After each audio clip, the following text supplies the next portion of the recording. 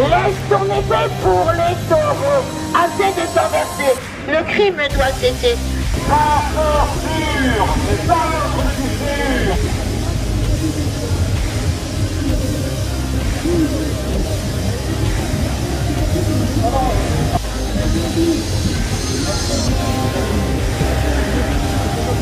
La corrida n'est pas de la culture. La corrida n'est pas de la culture. Basta, corrida, basta, corrida. Nous sommes en 2021. Nous sommes dans un pays dit civilisé. Nous ne pouvons pas tolérer de tels spectacles, de telles abominations. Il faut reconnaître, la corrida est une torture. La corrida est un crime. Nous ne pouvons plus tolérer cela en 2021.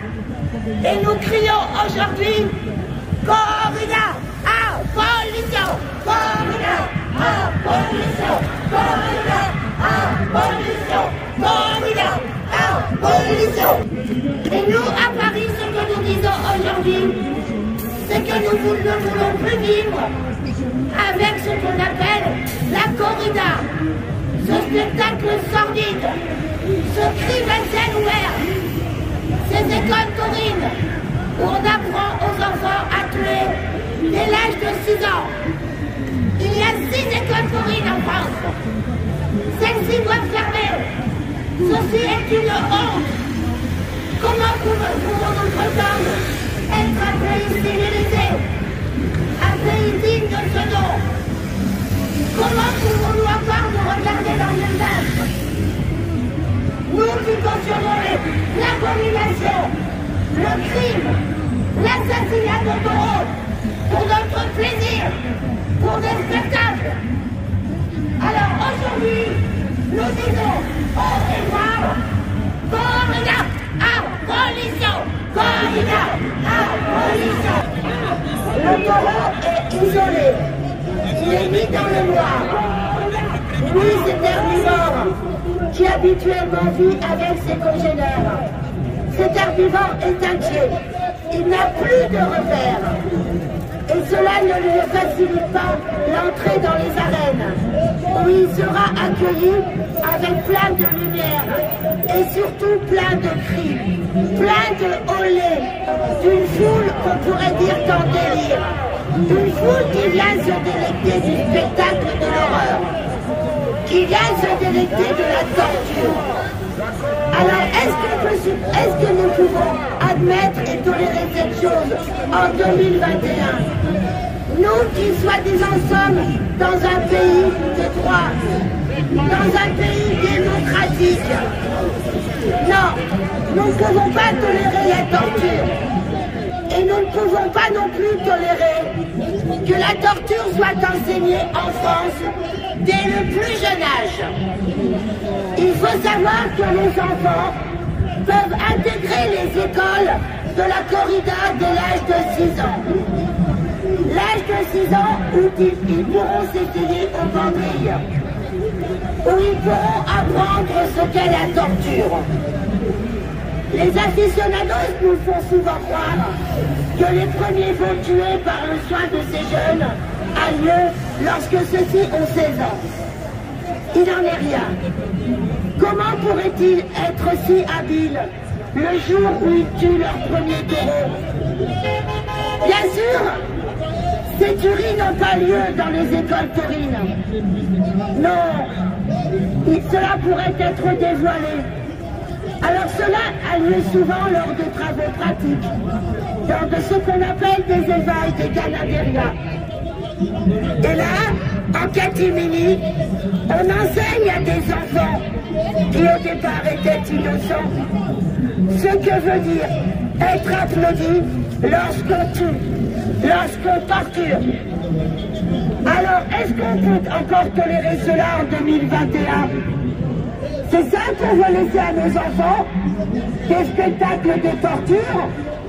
Des applaudissements quand ils sont capables d'infliger le mal? Quand ils sont capables surtout de donner la mort? Non, en France, nous ne pouvons pas tolérer ça. Fanny Lamère et je suis conseillère régionale Europe Écologie des Verts. Et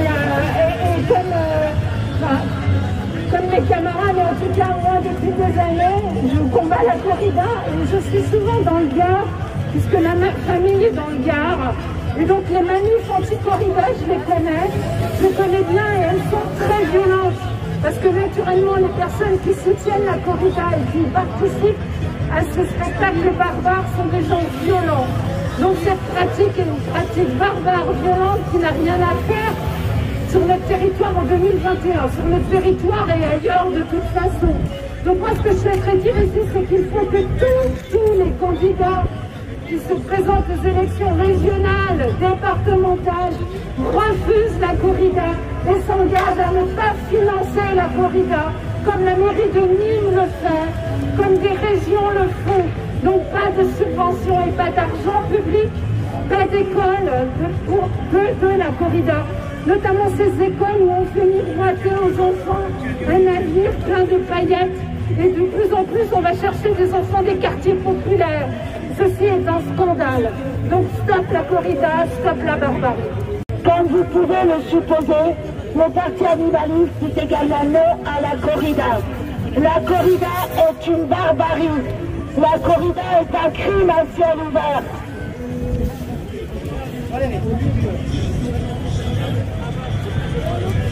Alors, bonjour à toutes et à tous. Je suis ravi de voir autant de monde réunis pour exiger la fin de la barbarie, la fin de la cruauté, de la corrida. Et je tiens à remercier Valérie qui a su mobiliser autant de militantes et de militants pour une cause fondamentale. En qualité de co-correspondant de Paris du Parti animaliste, je suis fier d'arborer les couleurs d'un parti qui, depuis sa naissance, en 2016, exige la fin inconditionnelle de la tauromachie. Avant de parler de corrida, je souhaiterais évoquer quelques faits qui méritent d'être cités. Tout d'abord, je souhaite mentionner l'Intouï, cofondatrice et coprésidente du Parti animaliste, qui défend depuis plus d'une décennie, avec succès en tant qu'avocate, de nombreux militants associatifs, dont celles et ceux du comité radicalement anti-corrida. Hélène est aussi signataire du manifeste de la FLAC. Ensuite, en 2020, Stéphane Gilly, notre candidat municipal de Nîmes, était à la tête d'une liste 100% parti animaliste, avec des colistiers venus de l'associatif, comme Elsa Strasser, secrétaire nationale du CRAC Europe. Nous avions décidé de nous présenter seul à Nîmes, car nous étions les seuls partis qui s'étaient positionnés localement, sans ambiguïté, pour cette abolition, l'abolition de la corrida. Et aujourd'hui, je suis également fier que tous les élus du Parti animaliste soient signataires du manifeste de la FLAC pour interdire la corrida en moins de 16 ans, en attendant l'abolition définitive de cette barbarie. Alors concrètement, c'est quoi la corrida? Ce sont des sévices graves et des actes de cruauté que l'on peut qualifier de rituels et de prémédités envers un animal et qui sont actuellement sanctionnés en théorie par 2 ans d'emprisonnement et 30 000 € d'amende. C'est aussi simple que ça. C'est tout ce dont on a besoin pour décrire la corrida. Il n'y a pas d'art, il n'y a pas de culture dans la torture. Et nous savons bien qu'une tradition soi-disant à l'interrompu peut aussi être immorale et honteuse, et donc à abolir. Disons-le haut et fort, une exception territoriale peut légaliser ces sévices graves et ces actes de cruauté. Mais elle ne rendra jamais, jamais la corrida moins violente, moins barbare, moins cruelle, moins truquée, il faut le dire. Et elle ne lavera jamais la honte et le déshonneur des lâches bourreaux, des spectateurs complices et de celles et ceux qui contribuent à sa pérennisation. N'oublions pas que la corrida est en train de disparaître rapidement des pays d'Amérique latine et qu'en Espagne comme en France, elle traverse une profonde crise irréversible. Un groupe de lobbyistes en Espagne essayait désespérément de sauver cette pratique en l'inscrivant au patrimoine culturel immatériel de l'UNESCO en septembre 2020. Ce fut un échec cuisant. Et la Commission de la culture espagnole a rejeté la demande d'aide spécifique à la tauromachie pour faire face à la crise du Covid-19. L'actuel gouvernement espagnol est plutôt opposé à cette pratique. En France, depuis juin 2015, et grâce à Crac Europe et Droits des animaux, la corrida n'appartient plus au patrimoine immatériel sur lequel elle était inscrite depuis 2011. Et le Conseil d'État a confirmé cette radiation depuis juillet 2016. En janvier 2020, le principal mécène de corrida, l'entreprise Pernod Ricard, a retiré son soutien financier à cette pratique. C'est un tournant historique. Et dernièrement, à Vergès, une ville du Gard à 20 km de Nîmes, cette ville a décidé le 16 octobre dernier d'arrêter la tauromachie.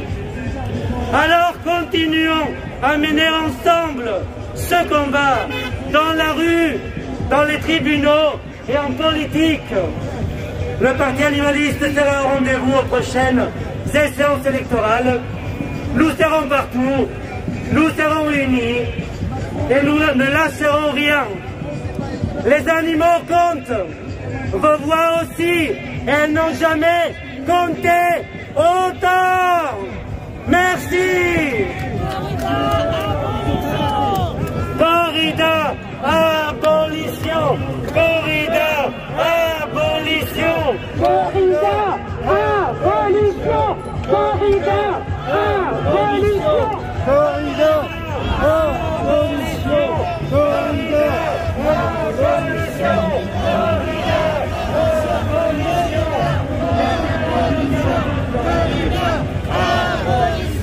Corrida, abolition, corrida. La torture, la corrida n'est pas de la culture.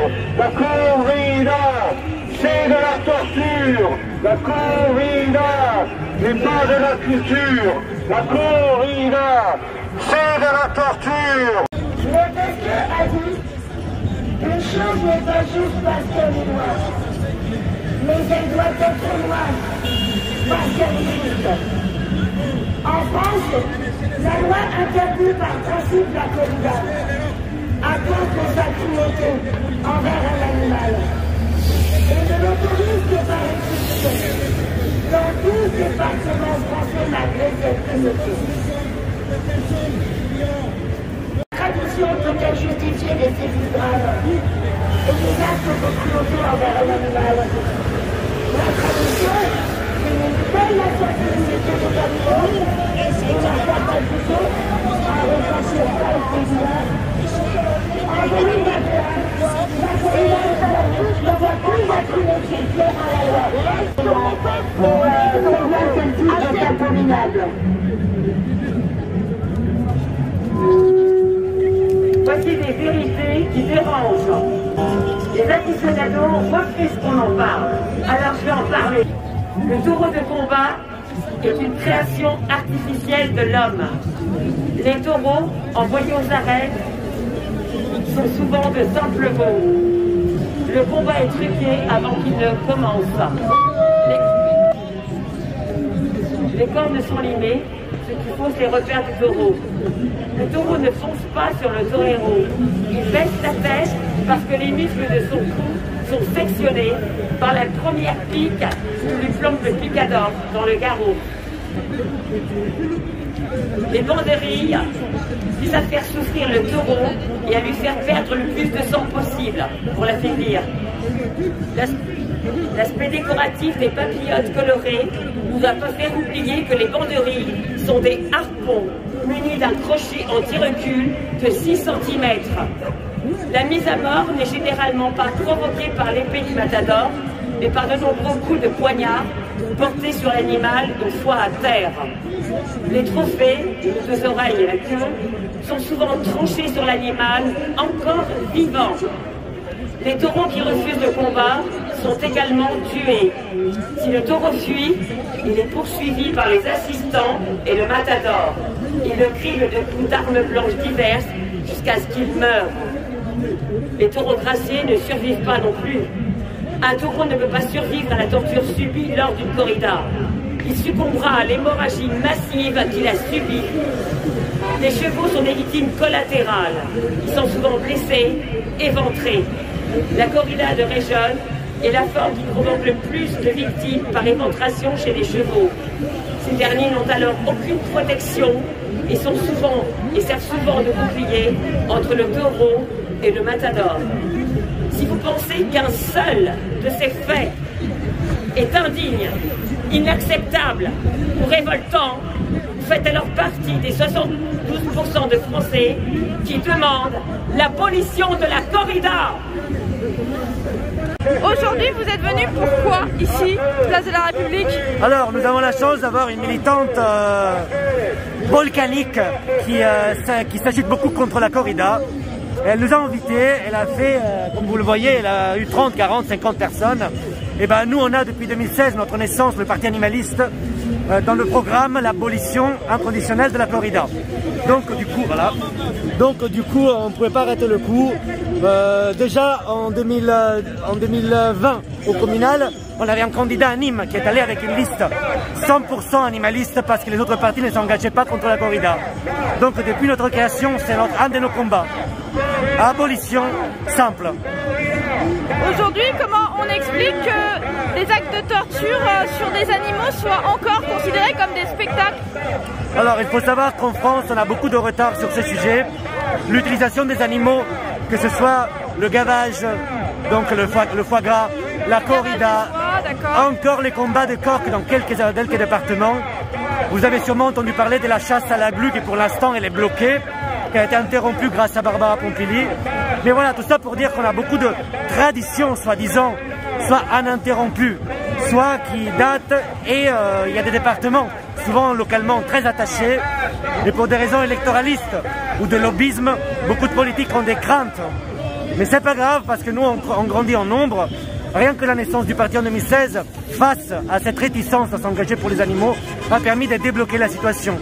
Le grand coup a été les Européennes de 2019, un demi-million de voix pour nous et 2,2% battant plein de partis plus petits, a un peu ouvert les oreilles aux politiques qui ont commencé à comprendre l'envergure de notre combat.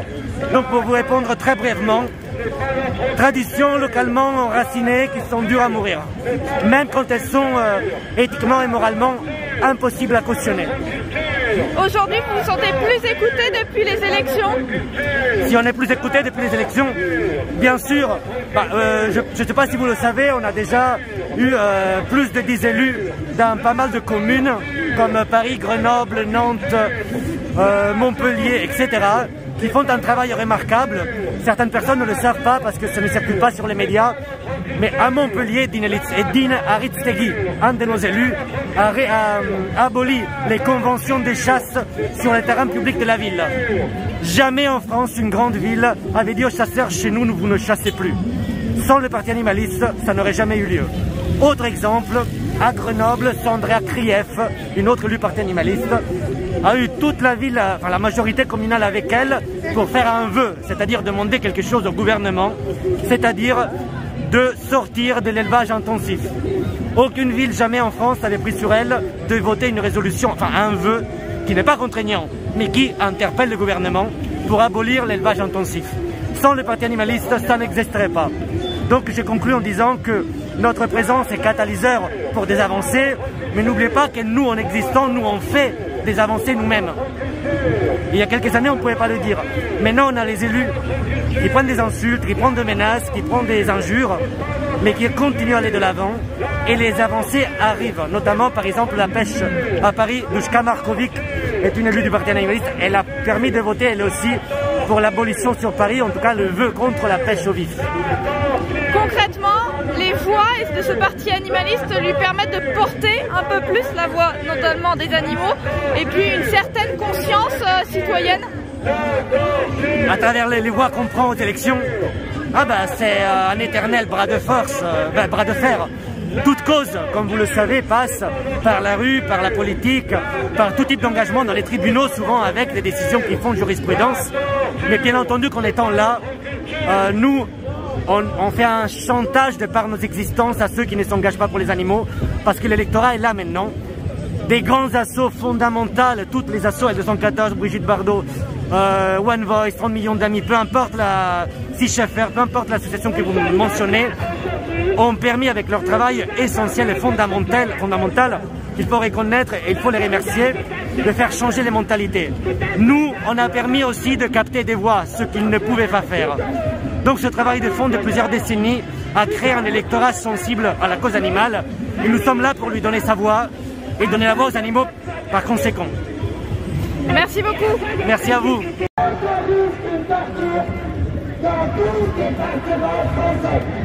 Alors nous sommes là parce que nous voulions informer une partie des Parisiens, nous voulions informer et expliquer surtout afin que les gens comprennent ce qu'est réellement la corrida.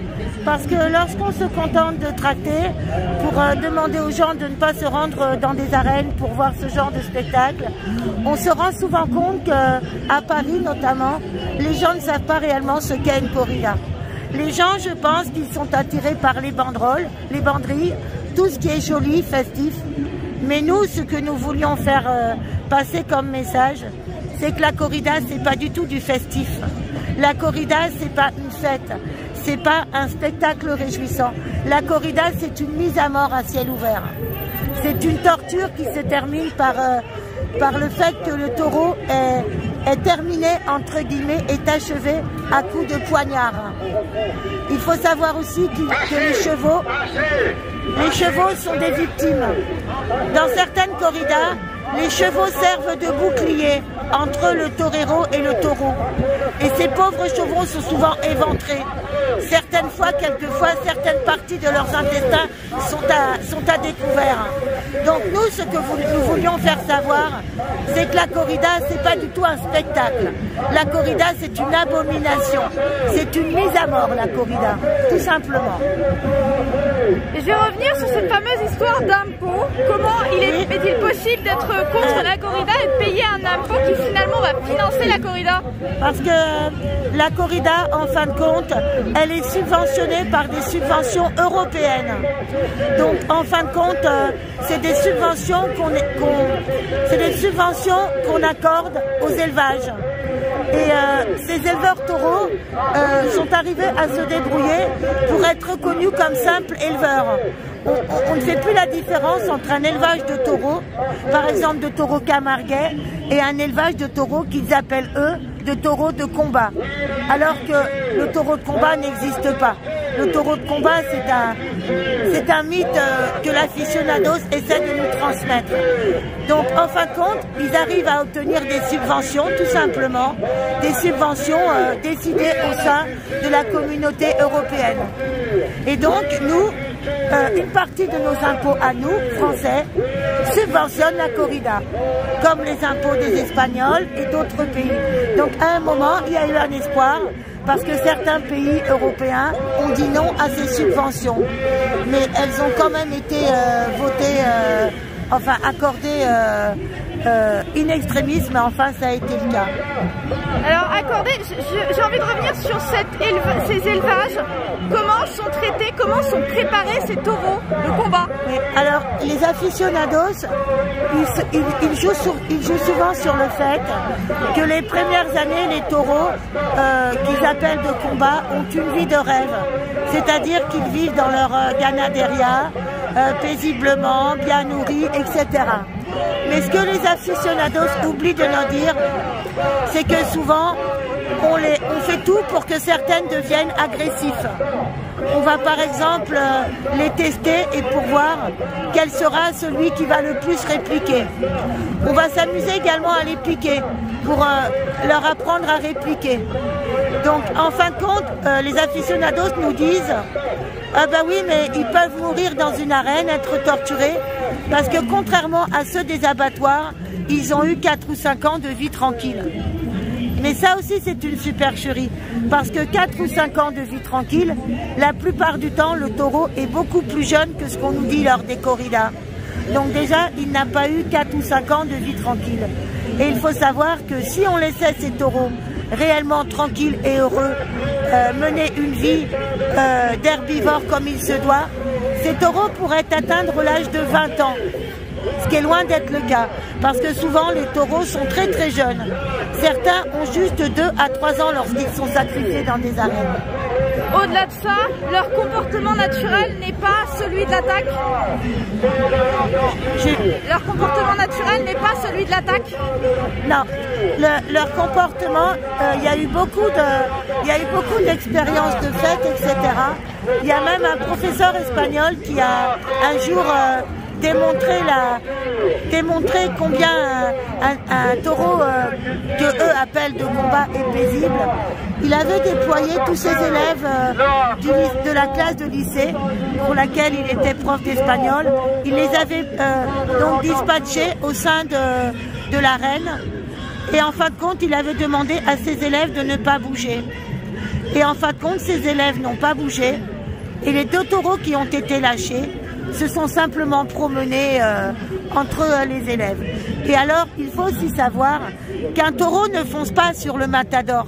Un taureau, il n'a pas la possibilité de foncer sur le torero. Parce que dès qu'il rentre en scène, le picador lui assène un premier coup de bandrille. Et ce premier coup de bandrille lui rompt les muscles de la nuque. Donc c'est un leurre lorsqu'on dit que le taureau va foncer sur le torero. Ce n'est pas possible parce que ce pauvre taureau ne peut simplement plus relever la tête. Donc ça c'est déjà un leurre. Et ce qu'il faut savoir aussi, c'est que si le torero ne bouge pas, le taureau ne le voit pas. Le taureau est l'animal qui a la vue la plus basse. Donc il faut quand même faire savoir aux gens que non seulement les animaux sont torturés, mais le spectateur est dupé lors d'une corrida. Parce que moi je dis simplement qu'il est dupé, parce que tout ça nous ne le savons pas. Et ce que je voulais aussi dire, c'est que les spectateurs sont aussi dupés sur la couleur de la muleta. La muleta, c'est la cape qui est agitée par les toreros. Et cette cape, au début, elle est très belle, elle est rose, etc. Elle a des couleurs chaleureuses, etc. Et puis, sans que vraiment le spectateur fasse attention, tout d'un coup, il se retrouve en main avec une cape rouge. Et souvent, bien sûr, la personne qui va être dans l'arène ne va pas s'attendre à ça. Mais pourquoi on lui passe une cape rouge? C'est tout simplement parce que les bandrilles vont faire que le sang de ce pauvre taureau va gicler. Il est plus facile de dissimuler du sang, quelque chose qui va affoler, qui va dégoûter, avec du rouge, le rouge couleur de sang. Donc discrètement, la banderille, la muleta, il va s'en faire passer une autre. Une de couleur rouge, tout simplement, pour dissimuler justement la torture et les plaies. Donc c'est pour ça que je parle de supercherie et de spectateurs dupés. Une dernière chose, comment on peut résumer l'entrée du taureau dans l'arène?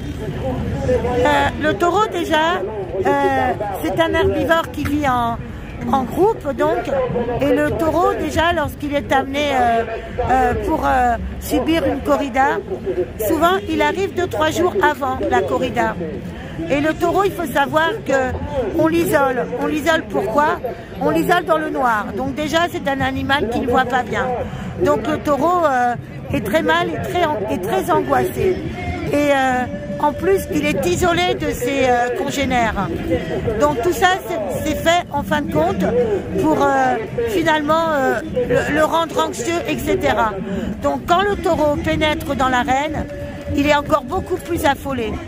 Et on a une drôle de façon de le sortir de ce qu'on appelle le toril. Le toril, c'est l'endroit où il est gardé. On le fait sortir en lui mettant des petites lumières le long de son trajet. Ce qui fait que il va apercevoir ces petites lumières qui bougent et puis on va réussir à le faire sortir de son taurine. Mais le taureau, il n'a pas spécialement envie de sortir. Le taureau, contrairement à ce qu'on dit, le taureau a peur. Le taureau sait ce qui va lui arriver. Le taureau n'est pas heureux d'aller combattre. Le taureau, il n'a pas demandé à combattre. Et quelquefois, on a même du mal à le faire sortir. Et c'est ça qu'il faut qu'on comprenne. On comprenne qu'il y a plein de choses qui sont faites pour nous montrer le taureau comme un animal puissant, un animal qui risque de faire mourir le torero, le blesser. Mais c'est l'inverse qui se produit. C'est pas le torero qui risque d'être blessé, qui risque d'être une victime, c'est le taureau. C'est le taureau qui, lui, n'a pas demandé à combattre.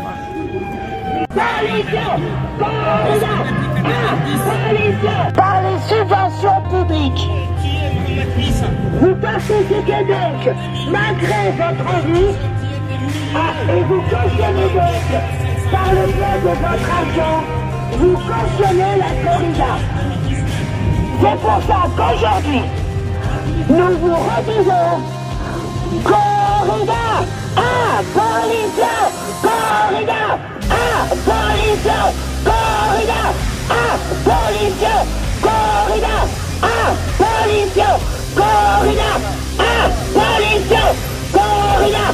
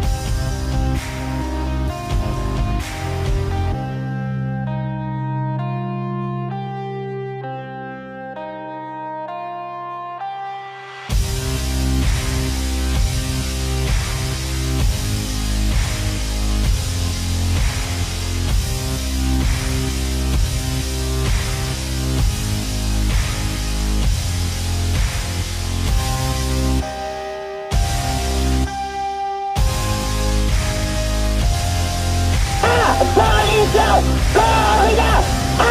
abolition, corrida, abolition, corrida, abolition, corrida, abolition, corrida, abolition, corrida.